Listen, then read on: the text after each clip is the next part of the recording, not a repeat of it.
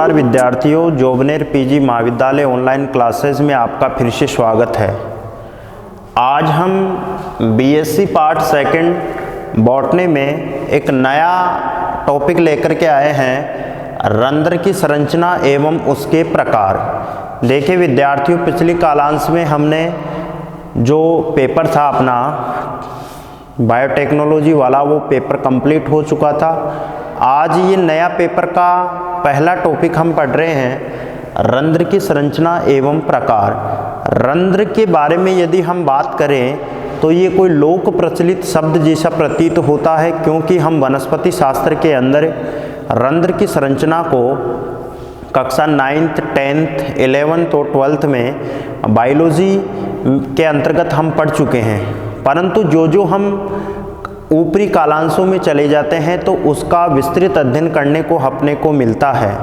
तो आज हम पढ़ेंगे कि रंध्र क्या होता है, रंध्र की परिभाषा क्या होती है, रंध्रीय सूचकांक क्या होता है और रंध्र कितने प्रकार के होते हैं। तो सबसे पहले हम यदि बात करें रंध्र क्या होता है, तो देखिए विद्यार्थियों, संपूर्ण पृथ्वी पर पाए जाने वाले जितने भी पादप होते हैं, उन पादपों की पत्तियों में जो बाह्य त्वचा होती है, उस बाह्य त्वचा में छोटे छोटे छिद्र पाए जाते हैं। उन छिद्रों को हमें रंध्र कहते हैं। अब ये जो रंध्र होते हैं वो लगभग सैकड़ों की संख्या में पाए जाते हैं, यानी कि कोई निश्चित पादप में हम निश्चित रंध्रों की संख्या को ज्ञात नहीं कर सकते। इसलिए कहने का मतलब यह है कि बाह्य त्वचा में छोटे छोटे जो छिद्र पाए जाते हैं, उन छिद्रों को हम क्या कहते हैं, रंध्र कहते हैं। और ये जो रंध्र होते हैं, ये वाष्पोत्सर्जन की जो प्रक्रिया में अपनी महत्वपूर्ण भूमिका निभाते हैं। अब हम बात करते हैं रंध्र की, कि ये जो रंध्र जो होते हैं वो संपूर्ण पादप की यदि हम वर्गीकरण की बात करें तो पादपों को जनरली एक बीजपत्री और द्विबीजपत्री पादपों में बांटा गया है। तो एक बीजपत्री पादप और द्विबीजपत्री पादप लगभग सभी प्रकार के जो पादप होते हैं उनमें रंध्र पाए जाते हैं। लेकिन इसमें होता क्या है कि जो रंध्र पाए जाते हैं उनकी स्थिति और जो संरचना होती है वो अलग अलग होती है। यदि हम बात करें ग्रेमिनी कुल की, तो ग्रेमिनी कुल के अंतर्गत पाए जाने वाले जो भी रंध्र होंगे, वो जो रंध्र होंगे वो डंबल आकार के होंगे, डंबलाकार के होंगे। जबकि हम और यदि हम एक बीजपत्री पादपों की बात करें, एक बीजपत्री पादपों में भी जनरली ये जो ग्रेमिनी कुल आता है। जबकि द्विबीजपत्री पादपों की हम बात करें तो द्विबीजपत्री पादपों में जो रंध्र की जो संरचना होती है वो सेम के आकार की होती है। अब इसी प्रकार हमें रंध्र की जो संरचना है उसका विस्तृत अध्ययन करते हैं। तो सबसे पहले हम बात करते हैं रंध्र की संरचना की जो ऊपरी जो सतह होती है उसकी बात करते हैं। देखिए विद्यार्थियों, रंध्र में जो संरचना होती है उसमें कुछ विशिष्ट अंग पाए जाते हैं। तो गोलाकार जो संरचनाएं होती है बाह्य त्वचा में जो पाई जाती है, और बहुत से जो छिद्र होते हैं उनको हम क्या कहते हैं, रंध्र कहते हैं। अब रंध्र की संरचना की बात करें तो ये रंध्र की संरचना मैंने बनाई है, रेखांकित बोर्ड पर मैंने इसको किया है। सबसे पहले हम बात करते हैं रंध्र, ये जो गोलाकार ये जो संरचनाएं हैं, इन गोलाकार संरचनाओं के बाहरी तरफ द्विपर्तीय एक त्वचा पाई जाती है। इस द्विपर्तीय जो त्वचा होती है उसको हम एसेसरी सेल्स बोलते हैं। उसको क्या बोलते हैं, हम एसेसरी सेल्स बोलते हैं। एसेसरी सेल्स को हम और क्या नाम दे सकते हैं, सहायक कोशिकाएं भी दे सकते हैं, इसको सहायक कोशिका भी दे सकते हैं।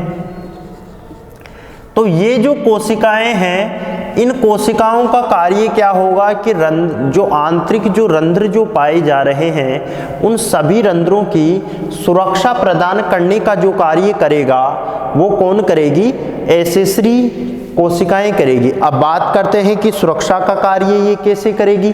सुरक्षा के कार्य की बात करें तो कभी कभी आपने देखा होगा कि बाहरी आघातों के कारण पादप की जो पत्तियां होती है वो कई बार क्षतिग्रस्त हो जाती है। तो पत्तियां जो क्षतिग्रस्त हो जाती है तो इन पत्तियों में ही तो रंध्र पाए जाते हैं बाह्य त्वचा पर। तो इन बाह्य त्वचा में जो पाए जाने वाले जो रंध्र हैं, रंध्रों पर एक्सेसरी जो सेल होती है उनका कार्य है कि जो आंतरिक जो रंध्र में पाए जाने वाले जैसे क्लोरोप्लास्ट है, न्यूक्लियस है और साइटोप्लाज्म है, उनको किसी प्रकार की क्षति नहीं हो, क्योंकि यदि उनको किसी प्रकार की क्षति हो जाएगी तो वाष्पोत्सर्जन की प्रक्रिया कहीं ना कहीं प्रभावित होगी। तो इसलिए उसको बचाने के लिए ये जो कोशिकाएं होती है इनका मुख्य कार्य क्या होता है, बाहरी आघातों की सुरक्षा प्रदान करना। उसके बाद में हम एक्सेसरी सेल्स के बाद में हम बात करते हैं गार्ड कोशिकाएं। तो ये गार्ड कोशिकाएं क्या होती हैं, तो रंध्र में गार्ड कोशिकाएं कितनी पाई जा रही है, 2 पाई जा रही है। ये क्या है, ओपन स्टोमेटा है, अर्थात ये खुले रंध्र हैं, और ये क्या है, बंद रंध्र हैं। तो दोनों ही प्रकार की जो रंध्र होते हैं, दोनों ही रंध्रों में जो गार्ड कोशिकाओं की जो संख्या होती है वो गार्ड कोशिकाओं की संख्या कितनी होती है, एक रंध्र में गार्ड कोशिकाओं की संख्या 2 होती है। कई बार बड़े बड़े जो प्रतियोगी जो परीक्षाओं में एग्जाम के अंदर इनमें पूछा गया है कि रंध्रों में गार्ड कोशिकाओं की संख्या कितनी होती है। तो परीक्षा की दृष्टि से भी गार्ड कोशिकाओं की संख्या जो है कई बार एग्जामिनर पूछ लेता है। प्रैक्टिकल में भी जब एक्सटर्नल आता है तो बाहरी एक्सटर्नल कई बार वाइवा में पूछ लेता है कि जो गार्ड कोशिकाएं होती हैं इनको हम क्या बोलते हैं, द्वार कोशिकाएं भी बोलते हैं। तो ये जो द्वार कोशिकाएं होती है, इन द्वार कोशिकाओं की संख्या कितनी होती है, तो द्वार कोशिकाओं की संख्या, ये गार्ड कोशिकाएं आपको स्पष्ट रूप से दिखाई दे रही है। ये कोशिका ऐसे हैं, एक ये है, तो कितनी हो गई, 2 कोशिकाएं हो गई। हिंदी में भी हम इसको लिख देते हैं द्वार कोशिकाएं, द्वार कोशिकाएं। तो गार्ड कोशिकाओं को क्या नाम दिया गया है, द्वार कोशिकाएं। तो रंध्रों में जो द्वार कोशिकाएं होती है उनकी संख्या कितनी होती है, उनकी संख्या होती है 2। चाहे रंध्र बंद हो चाहे रंध्र खुले हो, दोनों ही प्रकार के जो रंध्र होते हैं उनमें द्वार कोशिकाओं की संख्या कितनी होगी, 2 होगी। उसके बाद में हम बात करते हैं क्लोरोप्लास्ट। अब इसमें ये जो द्वार कोशिकाएं हैं ये अपने को स्पष्ट रूप से द्वार कोशिकाएं दिखाई दे रही है। इन द्वार कोशिकाओं में मैंने हरे रंग से इसको रेखांकित किया हुआ ये गोले नुमा संरचना पाई जा रही है, और एक इसको मैंने रेड कलर दिया है। तो ये जो संरचनाएं हैं ये प्रत्येक संरचनाएं किसमें पाई जा रही है, द्वार कोशिकाओं में पाई जा रही है। और द्वार कोशिकाओं में ये संरचनाएं क्या क्या है, सबसे ऊपरी छोर पर आपको हरे रंग की जो मैंने रेखांकित किया है उसके सामने लिख रखा है क्लोरोप्लास्ट। तो ये इसमें क्लोरोप्लास्ट पाया जाएगा। रेड कलर से थोड़ी आकृति मैंने बढ़ा करके गोलाकार संरचना बनाई है, इसको क्या बोलेंगे, न्यूक्लियस यानी कि केंद्रक। उसके बाद में साइटोप्लाज्म अर्थात कोशिका द्रव्य। तो कोशिका द्रव्य तो संपूर्ण हो गया, इसमें पूरी संरचना हो गई कोशिका द्रव्य। तो इसमें क्या पाया जाता है, क्लोरोप्लास्ट भी पाया जाता है और केंद्रक भी पाया जाता है। अब प्रश्न ये उठता है कि क्लोरोप्लास्ट का कार्य क्या होता है। आपने पढ़ा होगा कि जो पादपों में जो पत्तियां होती है उन पत्तियों को यदि कोई हरा रंग प्रदान करता है तो वो हरा रंग कौन प्रदान करता है, क्लोरोप्लास्ट प्रदान करता है। आपने क्लोरोप्लास्ट को, अब कई प्रकार के क्लोरोप्लास्ट होते हैं, कैरोटिनॉइड्स भी होते हैं, ज़ेनथोफिल होते हैं जो अलग अलग प्रकार से रंग प्रदान करते हैं। जैसे गाजर का रंग है वो कैरोटीन के कारण कई बार क्या होता है कि जैसे पीला है, गुलाबी है। तो ये कई प्रकार से अलग अलग रंगों से अलग अलग जो स्टोमेटा होते हैं उसके अंदर जो अलग अलग जो क्लोरोप्लास्ट की वजह से ये क्या होता है, इनका रंग होता है। पादपों का जो हरा रंग होता है वो इसी कारण से होता है क्योंकि इसमें क्लोरोप्लास्ट पाए जाते हैं। उसके बाद में हम बात करते हैं केंद्रक की।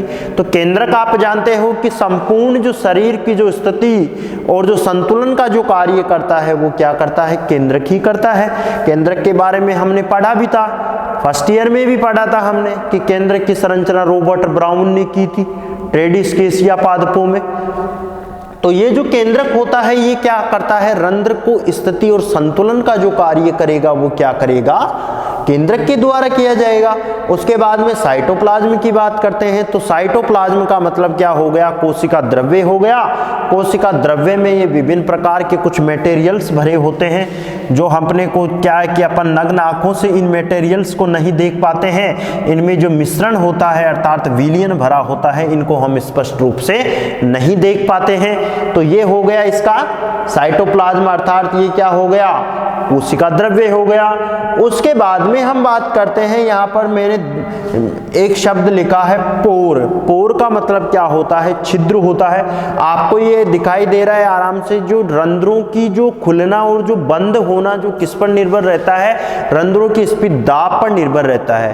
क्योंकि ये क्या होता है, ये जो द्वार जो कोशिकाएं होती है, इन द्वार कोशिकाओं में क्या होता है, यदि जो रक्त स्पीड दाब जो बढ़ता है तो ये क्या होता है, द्वार कोशिकाएं क्या होती है, सिकुड़ जाती है, और सिकुड़ते ही वो रंध्र क्या हो जाएंगे, वो रंध्र बंद हो जाएंगे।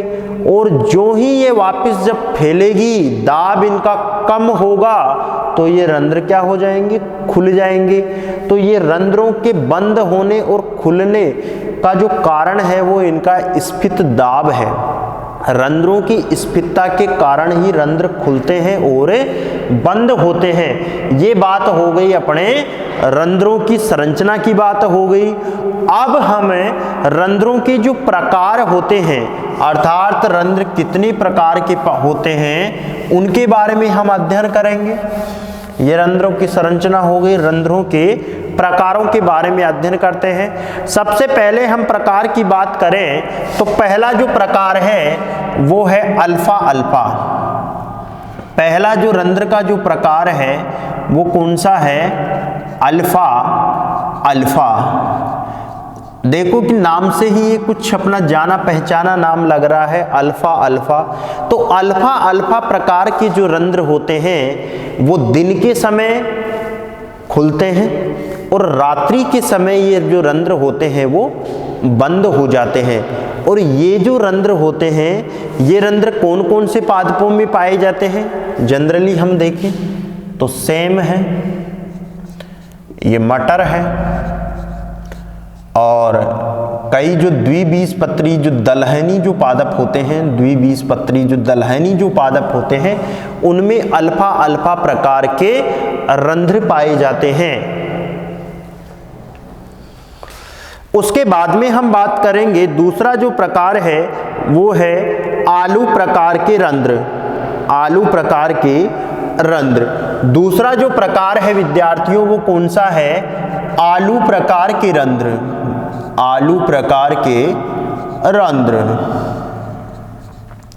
अब ये जो आलू प्रकार के जो रंध्र हैं वो कौन कौन से पादपों में पाए जाएंगे। अब सबसे पहले हम बात करते हैं आलू प्रकार के जो रंध्र पाए जाते हैं, ये आलू प्रकार के रंध्र न तो दिन में खुलते हैं और न रात्रि के समय खुलते हैं। अब प्रश्न ये उठता है कि जब दिन के समय भी रंध्र नहीं खुलते और रात्रि के समय भी रंध्र नहीं खुलते, तो फिर ये रंध्र खुलते कब हैं। तो ये जो रंध्र खुलेंगे वो क्या कब खुलेंगे, सायंकाल के समय।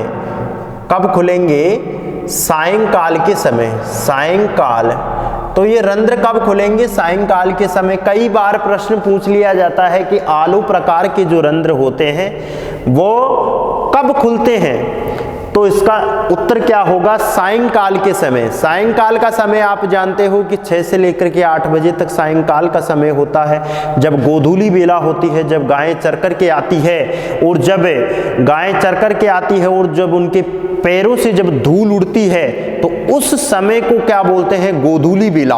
और गोधूली बेला का जो समय होता है वो क्या होता है, सायंकाल का समय होता है। और सायंकाल के समय की यदि हम बात करें तो जनरली सायंकाल के समय को 5:30 से 7 बजे तक का जो समय होता है, अर्थात जब सूरज छिपने को लगता है, जब सूरज छिपने को लगता है, अस्त होने को लगता है, तो ऐसी जो काल होगा वो क्या होगा, सायंकाल के समय होगा। अब उदाहरण के तौर पर देखें कि जो आलू प्रकार की जो रंध्र है वो कौन कौन से पादपों में पाए जाएंगे, तो ये किस में पाए जाएंगे, एक तो बंद गोभी, बंद गोभी में पाए जाएंगे, एक सलजम में पाए जाएंगे, शलजम और बंद गोभी में ये जो आलू प्रकार के ये जो रंध्र हैं वो देखने को हमारे को मिलते हैं। उसके बाद में हम क्या करेंगे, अगला प्रकार देखते हैं कि अगला प्रकार का जो रंध्र होता है वो कौन सा होता है। तो अगले प्रकार के जो रंध्र होते हैं वो जो प्रकार के रंध्र होते हैं, जो प्रकार के रंध्र होते हैं। तीसरा जो प्रकार है वो कौन सा है, जो प्रकार के रंध्र, जो प्रकार के रंध्र। अब देखिए अपने को नाम से ही ज्ञात हो रहा है कि जो प्रकार के रंध्र है, अर्थात कहने का मतलब ये हो गया कि ये क्या होगा, ग्रेमिनी कुल के में जो पादप हैं जैसे जौ है, गेहूं है, बाजरा है, मक्का है, तो इन सभी पादपों में ये जो रंध्र हैं वो क्या होंगे, पाए जाएंगे। अब रंध्रों के जो खुलने की जो यदि हम बात करें तो ये जो रंध्र होते हैं, ये रंध्र क्या होते हैं, रात्रि के समय बंद रहते हैं। ये रंध्र कब बंद होते हैं, रात्रि के समय बंद रहते हैं। और ये जो जौ में जो रंध्र पाए जा रहे हैं रात्रि के समय बंद रहते हैं और ये कुछ घंटों के लिए खुलते हैं, कुछ घंटों के लिए दिन में खुलते हैं। ये दिन में कुछ घंटों के लिए खुलते हैं, कुछ घंटे। तो कुछ घंटे के लिए जो रात्रि में ये जो रंध्र होते हैं वो बंद होते हैं और कुछ घंटों के लिए ये जो जौ में पाए जाने वाले जो रंध्र हैं कुछ घंटों के लिए खुलेंगे। तो ये जो प्रकार के रंध्रों की उदाहरण के तौर पर देखें तो एक बीजपत्री पादपों में जैसे जौ है, मक्का है, चावल, बाजरा, गेहूं, ये सभी प्रकार के ये जो एक बीजपत्री जो पादप होते हैं इनमें ये जो रंध्र होते हैं वो पाए जाते हैं। अगले प्रकार की हम बात करें तो इक्विसिटम प्रकार के रंध्र, इक्विसिटम, इक्विसिटम। अब आप देखिए नाम से ये ज्ञात हो रहा है कि इक्विसिटम प्रकार के रंध्र, अर्थात कहने का मतलब ये हो गया कि इक्विसिटम पादप में ही ये रंध्र क्या होते हैं, पाए जाते हैं। कई बार आरपीएमटी, पीएमटी, सीपीएमटी, एईपीएमटी, एआईट्रिपल-ई बड़े बड़े एग्जामों में ये क्वेश्चन पूछा गया है कि इक्विसिटम में रंध्र होते हैं, दिन में खुलते हैं या रात्रि में खुलते हैं, कब खुलते हैं। तो इक्विसिटम में जो रंध्र पाए जाएंगे वो इक्विसिटम प्रकार के रंध्र कहलाएंगे। और ये रंध्र रात्रि और दिन कभी भी ये खुले नहीं रहते हैं, ये रंध्र हमेशा बंद रहते हैं। एग्जाम की दृष्टि से भी इक्विसिटम का जो पादप होता है वह महत्वपूर्ण माना जाता है। कई बार परीक्षाओं में पूछा जाता है कि इक्विसिटम में रंध्र किस प्रकार से व्यवस्थित होते हैं। तो इक्विसिटम में जो रंध्र होंगे वो क्या होंगे, हमेशा बंद रहेंगे, चाहे वो दिन का समय हो चाहे वो रात्रि का समय हो। तो हमेशा इसमें इक्विसिटम में जो होंगे वो रंध्र क्या होंगे, हमेशा ही बंद होंगे। अब लास्ट जो प्रकार है वो क्या है, मांसलोद्भिद, मांसलोद्भिद प्रकार के रंध्र।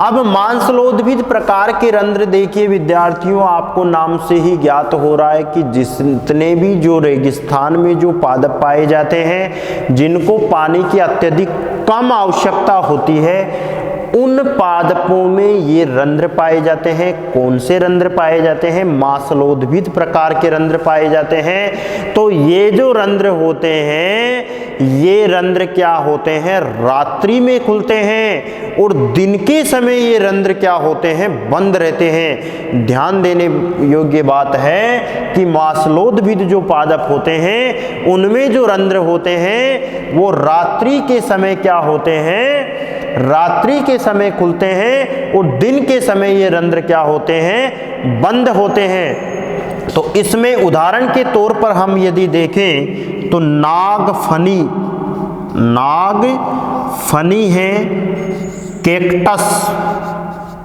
नागफनी है और कैक्टस है और एक है एलोय।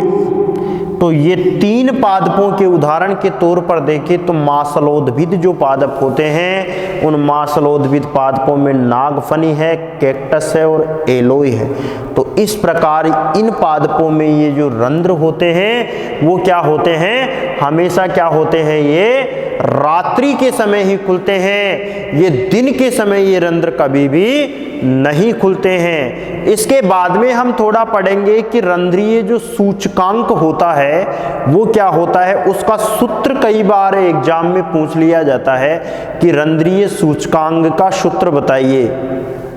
तो ये रंध्रीय सूचकांक का सूत्र क्या होगा, उसके बारे में ये सूत्र आप विद्यार्थियों लिख लीजिए कॉपी में, क्योंकि कई बार एग्जाम में ये सूत्र पूछा जाता है। हमारे जो छोटे जो क्वेश्चन आता है, जो पहला जो क्वेश्चन आता है, उस पहले क्वेश्चन में जो इसका सूत्र कई बार पूछ लिया जाता है। रंध्रीय सूचकांक का जो सूत्र कई बार पूछ लिया जाता है, तो ये आप सूत्र लिख लीजिए। तो रंध्रीय जो सूचकांक होगा उसका सूत्र ये होगा, I बराबर E प्लस E बटा E प्लस S इंटू 100। तो ये रंध्रीय सूचकांक है।